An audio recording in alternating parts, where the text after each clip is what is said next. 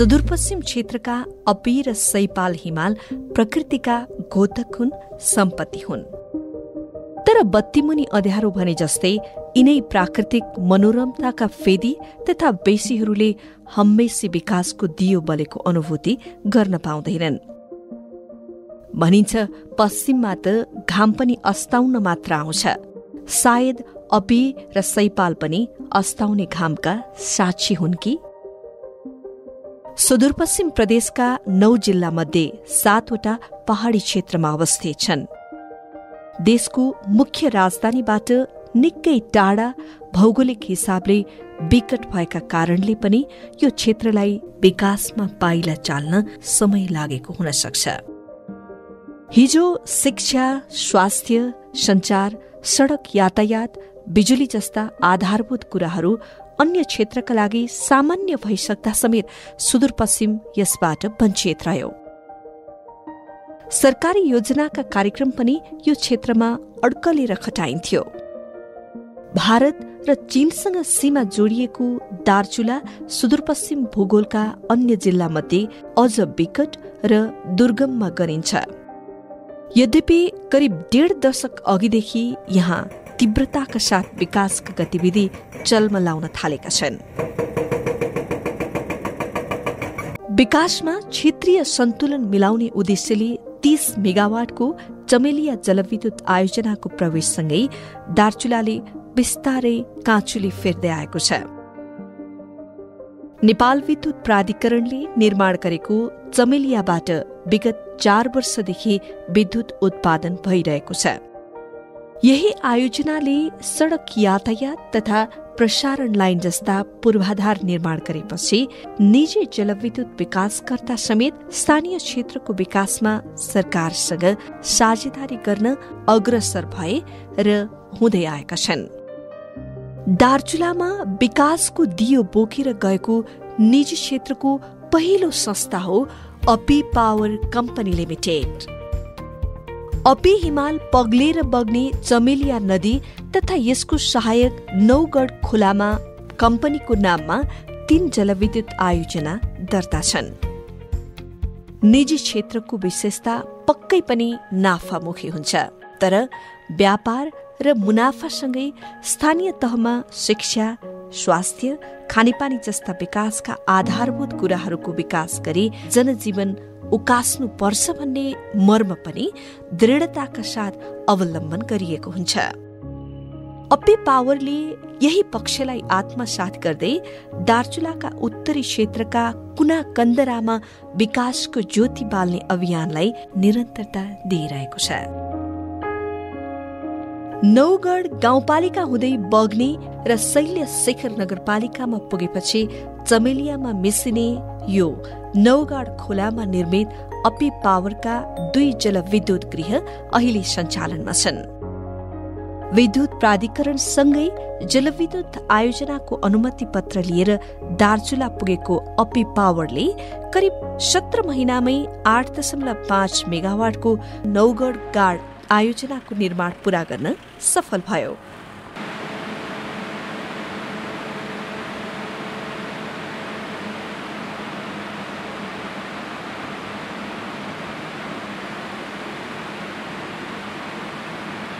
नौगढ गाड आयोजना निर्माण गरिरहँदा स्थानीय तहका शिक्षा, स्वास्थ्य, मठ मन्दिर लगायत सामाजिक तथा आर्थिक क्षेत्रमा लगानी गरेको अपी पावरले त्यो गतिलाई निरन्तरता दिइरह्यो। सत्यप्रकाश माध्यमिक विद्यालय छ शैल्य शिखर 2 मा। त्यसमा चाहिँ अब पनि केही आर्थिक सहयोग गर्यो, विभिन्न तारबार घेर अनि त्यस्तो गरियो। अनि माथि तपाईको जलदेवी निमावि रौतेवडा भन्ने छ यहाँ भन्दा हाम्रो इन्टेक साइडमा यसै परियोजनाको, त्यसको चाहिँ एउटा बिल्डिङै बनाइदियो। सोही खोलामा 8 मेगावाटको माथिल्लो नौगढ गाड आयोजनाको निर्माण अघि बढायो।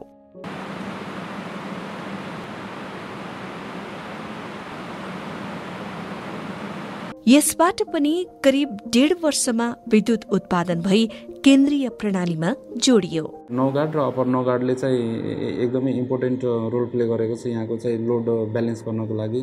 उहाँहरूको लोडको कारणले गर्दाखेरि जुन जेनेरेसन छ त्यो जेनेरेसनले गर्दाखेरि हाम्रो र यता के अरे टनकपुरको पावरले गर्दाखेरि हाम्रो सुदूरपश्चिममा चाहिँ लोडहरू सप्लाई गर्नु कन्टिन्युटी पावर सप्लाई गर्नको लागि चाहिँ निकै नै अब महत्त्वपूर्ण के अरे आइपिपीको पनि निकै महत्त्वपूर्ण भूमिका रहेको छ। यी दुई आयोजनालाई पुल बनाएर अपी पावरले नौगढ गाउँपालिका र शैलशिखर नगरपालिकामा विकास निर्माणका विविध क्षेत्रमा योगदान पुर्याएको देखिन्छ।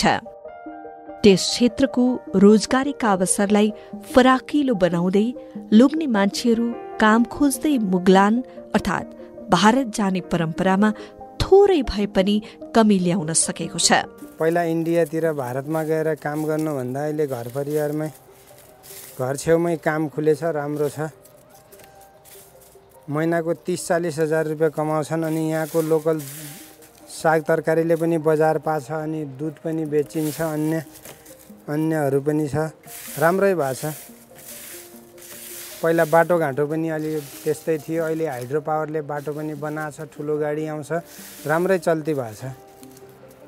स्थानीय सरसामान पनि बेचिन्छ, राम्रो छ। हाइड्रोले धेरै राम्रो गरेको छ अहिले।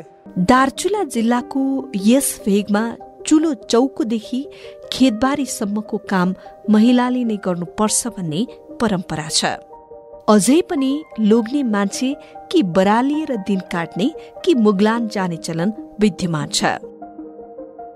अपी पावरले यस क्षेत्रमा विकासका विविध आयामहरू भित्राइरहँदा महिला र पुरुष बीचको सामाजिक दूरी घट्दै गएको देख्न सकिन्छ।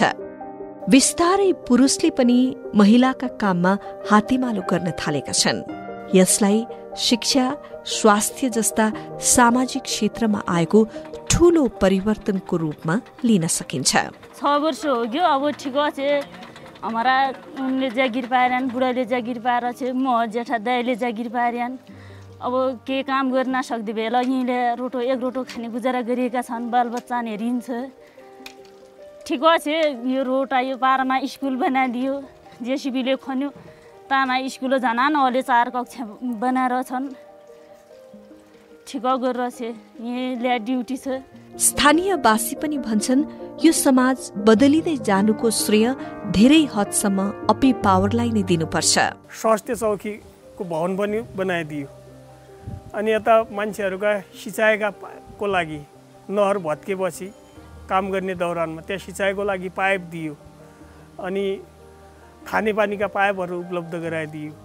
अनि केही माथि छ त्यताको त्यो भिडसम्म, त्यहाँ भिड नहो त्यतासम्म त्यो कम्पनीले काम गर्ने दौरानमा त्यो पिरियडको लागि चाहिँ 3 वर्षसम्म त्यहाँ निःशुल्क विद्युत पनि बाल्न दियो, आफ्नो तार पोल हालेर। हामीले ढुक्क भएर फ्री बिजुली पनि चलायौँ।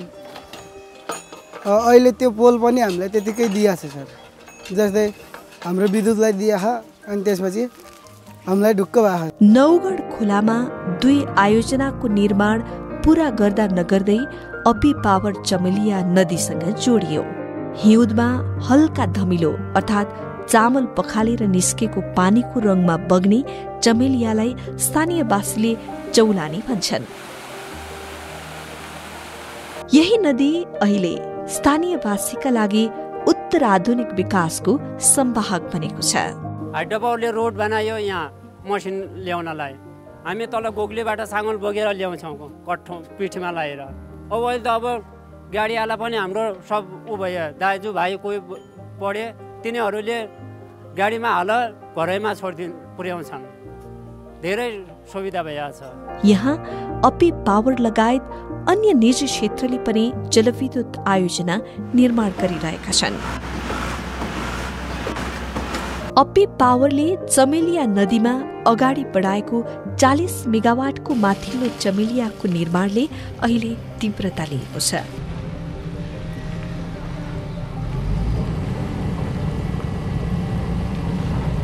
यो आयोजना विद्युत प्राधिकरणको 30 मेगावाटको चमेलिया विद्युत गृहबाट करिब 16 किलोमिटर उत्तरतर्फ माथिल्लो क्षेत्रमा पर्छ। अपी हिमाल र मार्मा गाउँपालिका भई बग्ने चमेलियाको पानी उपयोग गरी अपी हिमाल गाउँपालिकाको ओखलमा बाँधस्थल निर्माण भइरहेको छ। हाम्रो हेडबक्समा सबै हाम्रो वियर, अन्डर स्लुइस र अहिले डिसेन्डरको कामलाई बढी प्रायोरिटी दिएर आछौँ र अहिले हाम्रो यहाँ कामदारहरू पनि हाम्रो लगभग 147 जना 48 जना जति छन् र अहिले डे नाइट सिफ्टमा काम हुन्छ। अब आउने 6 महिनामा सबै सक्ने गरी यो प्रोजेक्टलाई चाँडोभन्दा चाँडो सकाउने कोसिसमा छ। बाँध बाँधेर फर्काइएको पानी मार्मा गाउँपालिकाको घट्टेगाडमा निर्माण हुने विद्युत गृहमा खसालिनेछ। विद्युत गृहको निर्माणको अवस्था एकदम तीव्र गतिमा चलिरहेको छ। हामीले लगभग 14 महिनामा अहिलेको अवस्थासम्म आइपुगेका छौँ। अहिलेको अवस्था भनेको हाम्रो 90% हाम्रो पावर हाउसको काम सम्पूर्ण 90% काम सकिसकेको छ। यसमा चाहिँ हामीले तपाईँको 150 जना मान्छे कामदारहरू छन् र 2 शिफ्टमा हामी काम चलाउँछौँ। त्यसले गर्दाखेरि हाम्रो यो कामलाई समयमै सक्नलाई मद्दत भएको छ। 2079 साल फागुनभित्र निर्माण पूरा गरी बिजुली बाल्ने लक्ष्यका साथ काम भइरहेको माथिल्लो चमेलियाको निर्माण करिब 70% पूरा भएको छ। यसको आरसिओडी डेट चाहिँ 79 फागुन 13 गते हो। त्यो समयसम्म चाहिँ हामी यो काम सम्पन्न गर्ने लक्ष्यका साथ त्यही टार्गेटमा अगाडि बढिरहेका छौँ र त्यो काम चाहिँ हामी त्यो समयभित्र सम्पन्न गरिसक्छौँ। चमेलिया हिमनदी भएको हुँदा आयोजनाबाट उत्पादन हुने वार्षिक ऊर्जामा त्यति ठूलो उतार चढाव हुँदैन। यहाँबाट उत्पादित विद्युत 16 किलोमिटर 132 केवी डबल सर्किट प्रसारण लाइन मार्फत विद्युत प्राधिकरणको बलाच स्थित 132 केवी सब स्टेशनमा लगेर जोडिनेछ। आयोजनामा कुल लागतको 70% अर्थात् 5 अर्ब 18 करोड रुपैयाँ 6 ब्याङ्क तथा वित्तीय संस्थाहरूबाट लगानी भएको छ। यो आयोजनाकोमा लाग्ने टोटल कस्ट भनेको जम्मा 740 करोड हो। 740 करोड मध्ये यसको 30%ले हुन आउने 222 करोड चाहिँ अहिले अपी पावर कम्पनीमा भइरहेका सेयर धनीहरूबाट चाहिँ राइट सेयर इस्यु गरेर उहाँहरूबाट चाहिँ लगानी जुटाउने 222 करोड र बाँकी रहेको 518 करोड चाहिँ ब्याङ्क तथा वित्तीय संस्थाहरूबाट ऋण लिएर चाहिँ यो आयोजना सम्पन्न गर्ने लक्ष्यका साथ काम गरेर अहिले हामी अगाडि बढिरहेका छौँ। लगानी गर्ने ब्याङ्कहरूमा हिमालयन ब्याङ्क, कर्मचारी सञ्चय कोष, राष्ट्रिय वाणिज्य bank, Nepal bank, Nepal Bangladesh bank र सेन्चुरी कमर्सियल ब्याङ्क रहेका छन्। अपी पावर एउटा सुशासन र आर्थिक पारदर्शिता कायम गर्दै अघि बढेको कम्पनी मानिन्छ। आर्थिक अनुशासन तथा आयोजनाबाट उत्पादित ऊर्जा आकर्षक भएको कारण विद्युत उत्पादन सुरु भएको वर्षदेखि नै संस्थापक तथा सर्वसाधारण शेयर धनीलाई लाभांश प्रदान गर्न सकिने कम्पनीको विश्वास छ। 2070 सालदेखि आजका दिनसम्म आउँदाखेरि पनि प्रत्येक वर्ष आफ्ना शेयर धनीहरूलाई लाभांश प्रदान गर्दै आएको कम्पनी हो। नेपालमा यस्ता धेरै कम हाइड्रो पावर कम्पनी मात्रै छन् जसले एभ्री इयर एउटा डिभिडेन्डको फिगर आफ्ना शेयर धनीहरूलाई पस्किरहेछ। अब यो फिगर भनेको कसैलाई सानो पनि लाग्न सक्छ, कसैलाई ठुलो पनि लाग्न सक्छ, तर हामीले अन एन एभरेज करिब 10% को डिभिडेन्ड प्रत्येक वर्ष हामीले शेयर धनीहरूलाई चाहिँ तपाईँको चाहिँ प्रदान गरिरहेछौँ र हाम्रो आउने दिनमा हाम्रो सोचाइ पनि त्यही हो। हाम्रो चाहिँ यो लाभांशको फिगरलाई चाहिँ डबल डिजिटमा टेकाएर राख्नुपर्छ, शेयर धनीहरूलाई खुसी राख्नुपर्छ, शेयर धनीहरूलाई बढीभन्दा बढी मुनाफा दिनुपर्छ भन्ने हाम्रो सोच हो। त्यो सोच अनुसार हामी काम पनि गरिरहेछौँ। अपी पावर निजी क्षेत्रको एउटा परिचित घरानाबाट सञ्चालित कम्पनी हो जसले सरकारको मिश्रित ऊर्जा विकासको योजनालाई पनि व्यवहारमा लागू गर्दै आएको छ। जलविद्युत क्षेत्रमा मात्र सीमित नभई सौर्य ऊर्जा उत्पादनमा समेत कम्पनी अग्रसर भइरहेको छ। कम्पनीले अहिलेसम्म रौतहटको चन्द्रनिगाहपुरमा 4 मेगावाट र धनुषाको ढल्केभरमा 1 मेगावाट सौर ऊर्जा उत्पादन गरिसकेको छ। यस्तै बारामा 8 मेगावाट र सिमरामा 1 मेगावाटको सौर आयोजना निर्माण गरिरहेको छ। कम्पनी 1 विद्युत उत्पादन अनेक भन्ने सिद्धान्त अनुसार यसले ऊर्जा विकासमा आफ्नो संलग्नतालाई अझ परिष्कृत एवं व्यावसायिक बनाउँदै अघि बढिरहेको छ।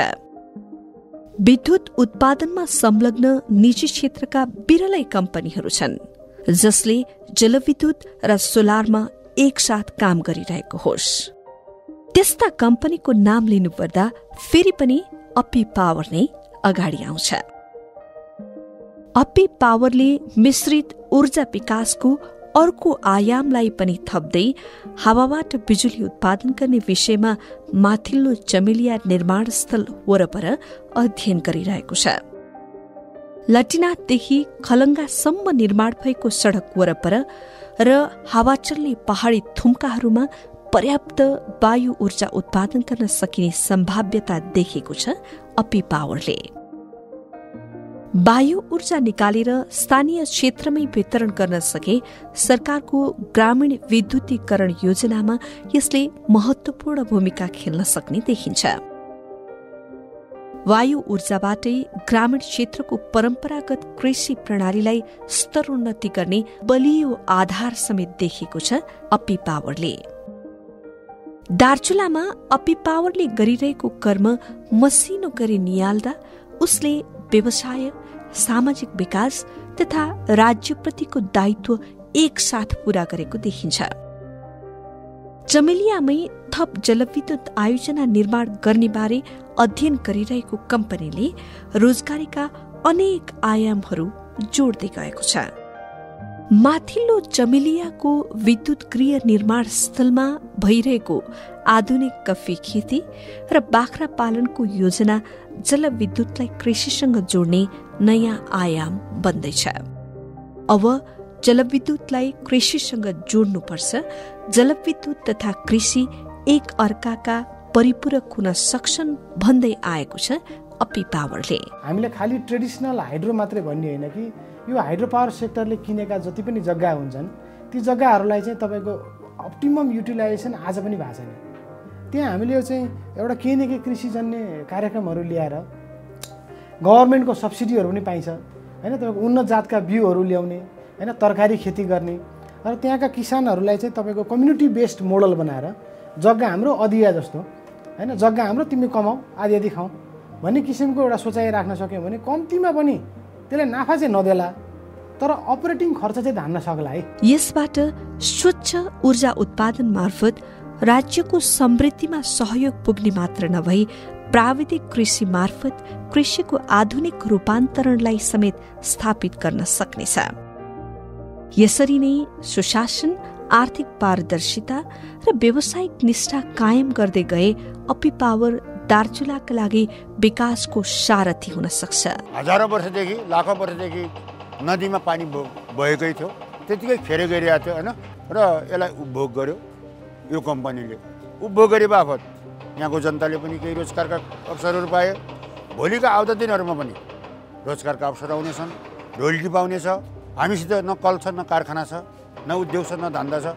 हामीसित यही हो, जलविद्युत हो। जलविद्युतबाट उत्पादन गरेर जति पनि विद्युत उत्पादन छ अन्तर्राष्ट्रिय बजारमा बिक्री वितरण गरेर नेपालको जुन जनताको जीवनस्तर छ यो जहाँसम्म मलाई लाग्छ उकासिन्छ भन्ने मलाई विश्वास छ। यस भूगोलमा पर्याप्त विद्युत उत्पादन गरी राज्यलाई सघाउँदै त्यतैबाट भारतको उत्तराखण्डसम्म बिजुली निर्यातको ढोका खोल्न सकिने कम्पनीको दृष्टिकोण छ। ऊर्जा भनेको उत्पादन गरेपछि तत्काल खपत गर्नुपर्ने चिज भएको हुनाले या त घरभित्र बजार हुनुपर्छ या त नजिकको बजारमा हामीले यसको पहुँच बढाउनुपर्छ र यो बिजुली उत्पादन हुने बित्तिकै विभिन्न उद्योग कल कारखानामा चाहे स्वदेशमा चाहे नजिकको छिमेकी राष्ट्रमा यसलाई खपत गरेर देशले ऊर्जाबाट ठुलो राजस्व आर्जन गरेर नेपाल विद्युत प्राधिकरण र यो जस्तै संस्थाहरूले धेरै राजस्व आर्जन गरेर नेपाल सरकारको ढुकुटी भर्नुपर्छ, बढिराखेको व्यापार घाटा कम गर्नुपर्छ, शोधनान्तर स्थितिमा सन्तुलनता ल्याउनुपर्छ। बैतडीको सतबाजबाट सदरमुकाम गुठाला पानी हुँदै करिब 22 किलोमिटर दूरीमा भारतको पिथौरागढ जिल्ला जोडिन्छ। यसै जिल्लामा निर्मित 280 मेगावाटको धौली गंगाको बिजुली बरेलीसम्म पुर्याउन भारतले उच्च क्षमताको प्रसारण लाइन निर्माण गरेको छ। नेपालतर्फ प्रसारण लाइन निर्माण गरी त्यहाँसम्म पुर्याउन सके सुदूरपश्चिमबाट बिजुली निर्यात गर्ने दृष्टिकोण वास्तविकतामा परिणत हुन सक्छ। देशमा चाहिने माग गर्ने भन्दा पनि बढी बिजुली उत्पादनको समस्या आयो।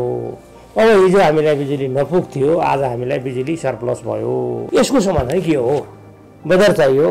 त्यो बजार बनाउनका लागि सरकारले एकलमा गर्ने कि सरकारले निषेधलाई पनि त्यसमा प्रवेश गर्न दिने कि अथवा बजार हामी बजार भनेको 1000 त्यो बजारभित्र प्रवेश गर्नका लागि कानुन बनाइदिएर यो ग्रिड व्हिल गर्न पाउने व्यवस्था गरिदिएर सबैलाई खेल्ने वातावरण बनाइदियो भने के थाहा, भोलि मैले पो नेपालको बिजुली सबैजना अर्को बजारमा लगेर बिक्री गर्न सक्छु कि? पश्चिममा घाम मात्र अस्ताउँदैन, बिजुली निर्यात गरेर विकास निर्माणलाई गतिशील बनाउँदै आर्थिक समृद्धिको सूर्योदय पनि हुन सक्छ भन्ने आधार स्थापित गर्न सकिन्छ।